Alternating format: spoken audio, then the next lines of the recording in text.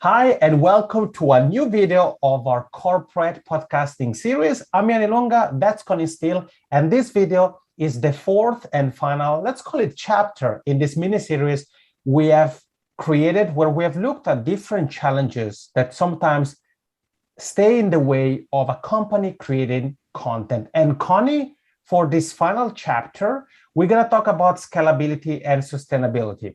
Before we dive into that, I need to ask you a question that has to do with your experience as a content creator, both for your own company as well as for clients.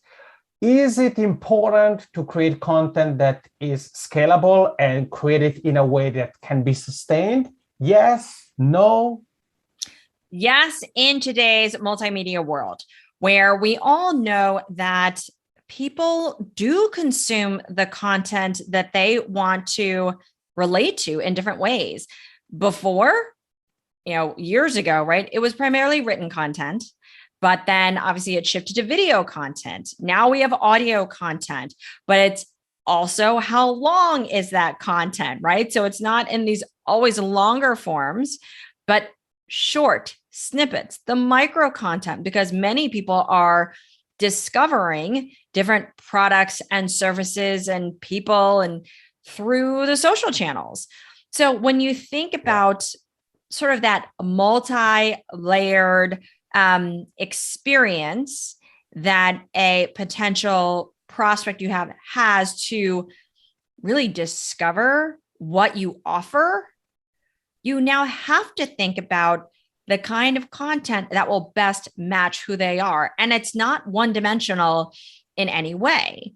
So me as a content creator, I knew that was important when I did my own podcast years ago, that what I needed to do was ensure I could give valuable insights in whatever way that end user might want to consume it. So inevitably, it couldn't be just one format and it couldn't be one kind of length. But as we talked about in previous channels, it can be time consuming, it's resource intensive.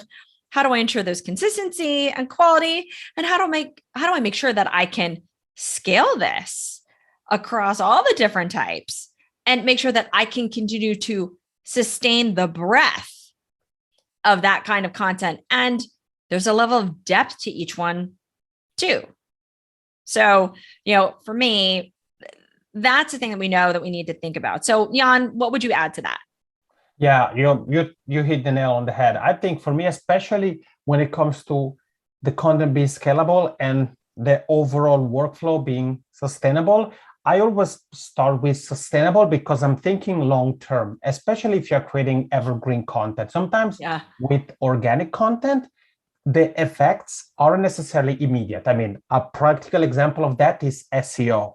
If you want to be in the first results of Google, YouTube, whatever platform, and you want to do so by creating content organically, then you know that it's not going to happen overnight. That's just a fact. So I think it's important not to forget about that. Of course, we are all eager to get results. I'm not saying we aren't, but it's also important, especially when frustration hits sometimes, to keep in mind that we need to make sure that the overall, let's say, content infrastructure we have created is sustainable. So how do we do that? Well, let's think about how our company works, and let's make sure that the content planning, content creation, content editing, content publishing, content marketing components can be added as smoothly as possible into what is the overall workflow of how our company works in terms of resources, in terms of manpower, in terms of costs, in terms of time, and obviously in terms of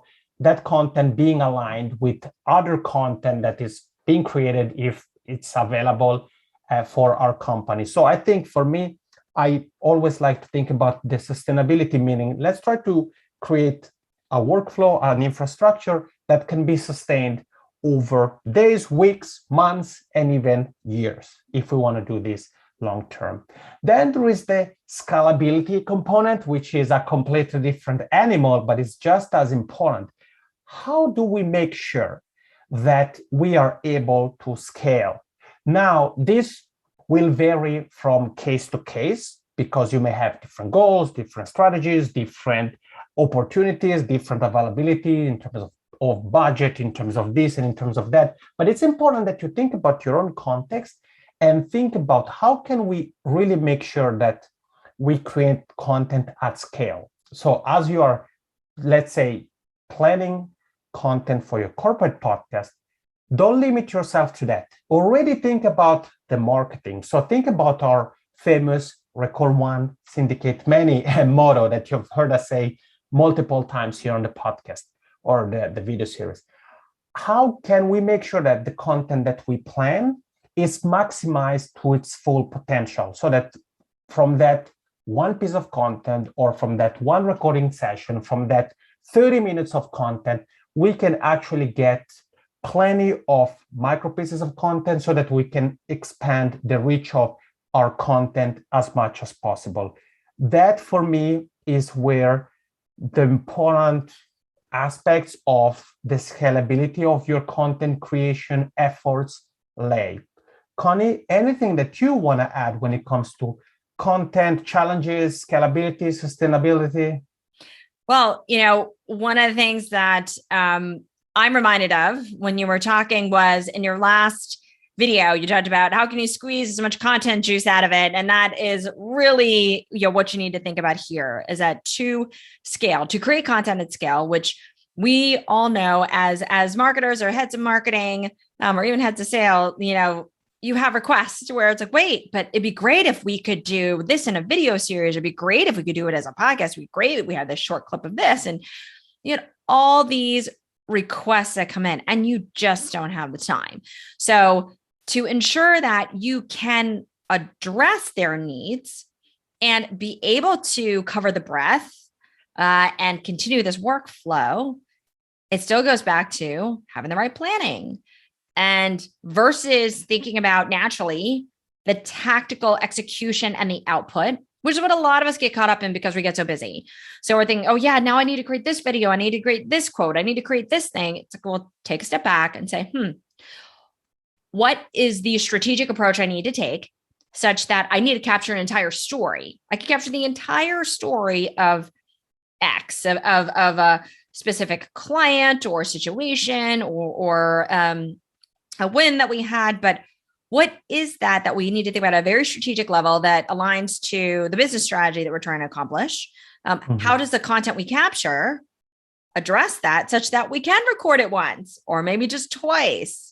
And through the richness of the storytelling that we're getting, that information that we're pulling in, we have the ability to show the different facets of that story through the micro content or through chopping up in different ways that can address the different needs your organization may have. But that still requires, right? So have the right plan up front, understand what it is you're trying to do with the content you want to create, think about subsequently that process to do so that when you have it all, you can be very efficient in chopping it all up in so many different ways to ultimately then squeeze that content juice out of it.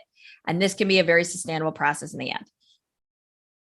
There you have it. I think that now with this video, as well as the previous 3 videos, you should have plenty of knowledge, resources, and also motivation and encouragement so that if you do encounter some of those content creation challenges we have discussed, you're going to know how to deal with them.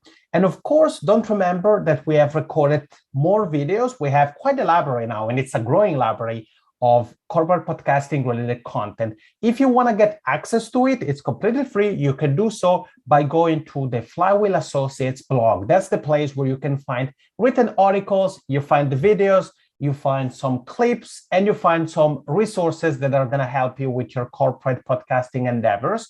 And last but not least, we're here to help, right, Connie? Absolutely. Always here. We understand that this whole process of content creation is really challenging. I mean, we've been through it ourselves intimately. So any way that we can provide perspectives, insights, tips, advice, we're here to help you. So the best way to get in touch with us is through flywheelassociates.com/podcasting.